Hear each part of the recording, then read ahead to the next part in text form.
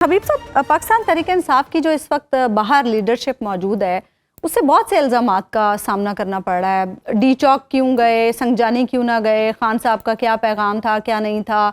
बुशरा बीबी साहिबा की जो बहन है और उनकी जो तर्जुमान है मिशाल यूसुफजई साहिबा, वो ये कहते हैं कि जो बाहर मौजूद क़यादत है वो शायद कॉम्प्रोमाइज़ हो चुकी है, खान साहब को उन पर एतमाद नहीं है, इसलिए बुशरा बीबी के ज़रिए उन्होंने पैगाम बाहर भिजवाया एहतजाज का। और जो अलीमा खान साहिबा भी आज गुफ्तगू कर रही थी, उससे भी शायद कहीं ना कहीं ये तासुर आ रहा था कि खान साहब का सही पैगाम जो है वो उनकी फैमिली के लोग ही बाहर आकर देते हैं, जो क़यादत है वो नहीं उस तरह से पैगाम देती। क्या वाकई ऐसा कुछ है कि कहीं कोई कॉम्प्रोमाइज़ हो चुका है? एक तो ये है कि पार्टी के बारे पार्टी बार बार ये सवाल हर रोज उठता है तकरीबन, गुफ्तगू में, अखबारात में, टीवी पर, व्लॉग्स में, हर जगह ये सवाल एक ही उठता है। और हर शख्स के पास अपना अपना एक शिकार है जिसको वो कहता है कि जनाब फलां जो शख्स है ना पीटीआई के अंदर, वो तो ऐसा है कि बस वो बिल्कुल मिल चुका है दुश्मनों के साथ और पता नहीं क्या हो गया। जो भी पार्टी उसका सरबरा अंदर हो, उसकी एक्सेस ना हो बरह रास्त अपनी पार्टी तक, वो उसकी मुलाकातें रुकी हुई हों, तो उस पार्टी के अंदर ऐसे इख्तलाफात का पैदा होना फितरी है। अच्छा, ये कोई गैर मामूली बात नहीं है। पार्टियां इसी तरह ही चलती हैं और पार्टी के अंदर इख्तलाफात रहते हैं और किसी न किसी दर्जे में रहना ज़रूरी भी है। अब कौन सी बात किससे करनी है, कौन सी बात कैसे बाहर निकली है, इसका फैसला जो है वो इमरान खान साहब खुद कर सकते हैं। और जो फिर जिस तरह बातें बाहर, लेकिन जो बाहर मौजूद लोग हैं वो तो ये चीजें नहीं समझते ना। देखिए बाहर उनके लिए तो एतबार बड़ा मैटर करता है। बाहर मौजूद लोगों में से ये जो बातें उड़ा रहे हैं ना, मोस्टली उनमें से अपनी अपनी पॉलिटिक्स होती है ना हर एक बंदे की। वो एक समझता है कि मैं इस तरह अगर बात करूंगा तो मैं ज्यादा करीब हो जाऊंगा, और इस तरह अगर मैं बात किसी दूसरे के बारे में करूंगा तो उसको जरा काट दूंगा, तो ये चलता रहता है। अच्छा, ये मामला ऐसा नहीं है, इसमें इख्तलाफात भी रहेंगे, सब कुछ होगा। अब मसला ये है कि पार्टी के बारे में ये जो पाकिस्तान तहरीक इंसाफ है, इसके अंदर लोगों की दिलचस्पी इतनी है, यानी अगर आज मैं ये अर्ज करूं कि पाकिस्तान में सिर्फ एक ही पॉलिटिकल पार्टी है जिसके अंदरूनी मामलात में भी लोगों की दिलचस्पी है, तो वो पाकिस्तान तहरीक इंसाफ। हबीब साहब, आज अलीमा खान साहिबा ने जब मुलाकात की खान साहब से, तो उन्होंने ये भी बताया बाहर आकर के खान साहब के पास अभी भी कोई आखिरी कार्ड मौजूद है जो वो अभी शो नहीं करेंगे। मुमकिन तौर पर वो आखिरी कार्ड क्या हो सकता है? मेरा ख्याल है खान साहब के पास आखिरी कार्ड तो नहीं है, उनके पास कई कार्ड।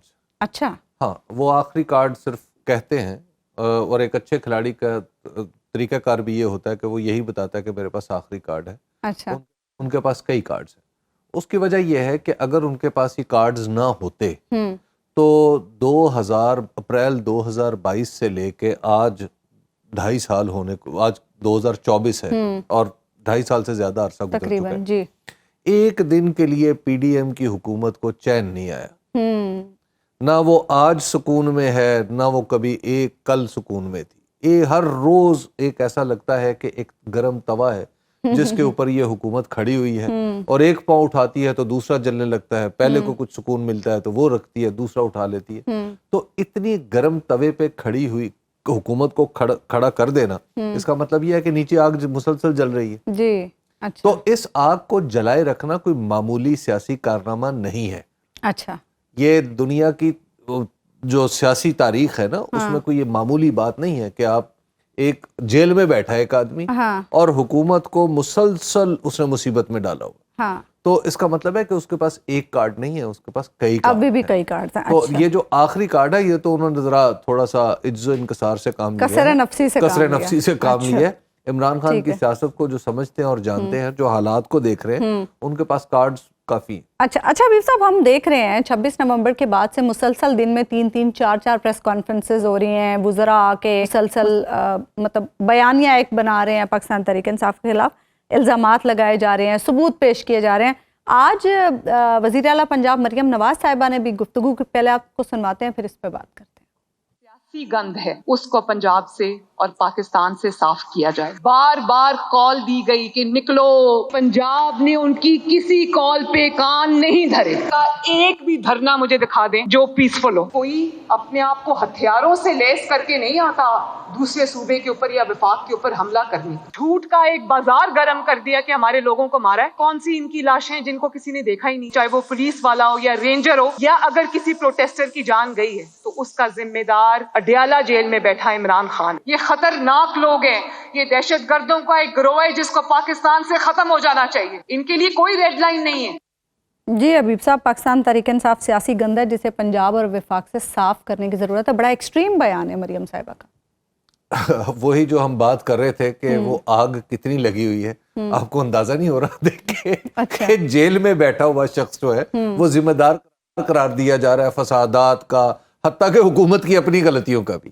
تو جب کسی شخص کے بارے میں یہ زبان استعمال کی جا رہی ہو اور اس کے چاہنے والوں کے لیے اور اس کے ووٹرز کے لیے زبان استعمال کی جا رہی ہو, تو آپ اس طرح کی پارٹیوں کے مستقبل کا اندازہ لگائیں. اس سے آپ عمران خان کے مستقبل کا اندازہ نہ لگائیں. اچھا, اس طرح کی لینگویج سے آپ پی ایم ایل این کی مستقبل کا اندازہ لگائیں. اچھا, تو لہٰذا پی ایم ایل این کا مستقبل اس سے تو مجھے بہرحال جیسا بھی ہوگا وہ اب ساری دنیا دیکھ لے گی. تو یہ کوئی زیادہ پریشان کن کسی کے لیے بھی پریشان کن نہیں ہے. وہ ان کا اپنا غصہ ہے, اور ظاہر ہے سیاسی مخالفین کے اوپر جب غصہ آتا ہے تو کبھی کبھی زبان لڑکھڑا جاتی. اچھا, اور خواتین کا شاید طرز عمل بھی ایسے ہی ہوتا ہے, اس طرح سے گفتگو کر کے. یہ بات آپ ہی کہہ سکتی ہیں, میں تو نہیں کر سکتا یہ بات. چونکہ میں خود ایک خاتون ہوں تو چلے میں یہ مارجن لے سکتا. اچھا حبیب صاحب, ایک نئی اتھارٹی بننے جا رہی ہے, سائبر کرائم ترمیمی بل کا مسودہ بھی تیار ہو گیا ہے, اور یہ ہے ڈیجیٹل رائٹس پروٹیکشن اتھارٹی, جس میں فیک نیوز دینے والے کو 5 سال قید اور 10 لاکھ روپے جرمانے کی سزا ہو سکتی ہے. اب میرے ذہن میں سوال یہ آ رہا ہے کہ اتھارٹی کا کام تو بڑا مشکل ہوگا کہ وہ کیسے ڈٹرمن کرے گی کہ کون سی نیوز فیک ہے کون سی نہیں ہے. آپ تو خود ایک صحافی ہیں, آپ نے بہت گراؤنڈ پہ بھی کام کیا ہے. آپ کا سچ میرے لیے جھوٹ بھی ہو سکتا ہے, میرا سچ آپ کے لیے فیک بھی ہو سکتا ہے. دیکھیں, ایک تو ہے رائے کا اظہار اور دوسرا ہے فیکٹ کا اظہار. اگر فیکٹ کے اظہار میں کوئی شخص خطا کھا جاتا ہے, کوئی غلطی کر جاتا ہے, تو نو ڈاؤٹ اس کی سزا ملنی چاہیے, یا وہ جان کے کرتا ہے. مثال کے طور پہ اگر ہم یہ کہیں کہ اس چائے میں, اس کپ میں یہ جو ہے یہ کپ یہاں پہ نہیں ہے, ٹھیک ہے, کوئی شخص بتاتا ہے کہ ہم پروگرام کر رہے تھے اور اس وقت یہ کپ یہاں پہ نہیں تھا, لیکن ہم ویڈیو نکال کے دکھا دیتے ہیں کہ جناب یہ تو کپ یہاں پہ پڑا ہوا تھا, موجود تھا. اب یہ ہے فیکٹ کی غلطی. اب یہ دیکھنا ہے کون سا فیکٹ غلط, اس پہ یہ ڈٹرمن کرنا ہوتا ہے. فیکٹ غلط فیکٹ ہے تو اس کی سزا ہونی چاہیے, ضرور ہونی چاہیے. اچھا, لیکن کس طرح کا فیکٹ غلط بتایا گیا ہے وہ پھر سزا کی سختی کا تعین کرے گا. دنیا میں اس طرح کی سزائیں نہیں ہوتی. دیکھیے, یہ پاکستان میں چونکہ ہم تو ایک ہی چیز دیکھتے ہیں, وہ ہے نالائکی کی بہتات. تو یہ جس نے بھی بنایا ہے, یا نالائکوں کے کسی ٹولے نے بنایا ہے, یا کسی گروہ نے بنایا, کسی ہجوم نے بنایا ہے, ان سب اس ہجوم گروہ ٹولے کو چاہیے کہ وہ کسی ایک عام گلی بازار میں پھرتے ہوئے اسلام آباد کی اس آدمی سے پوچھ لے کہ جناب یہ بتا دیں کہ اس کی سزا کیا ہونا چاہیے.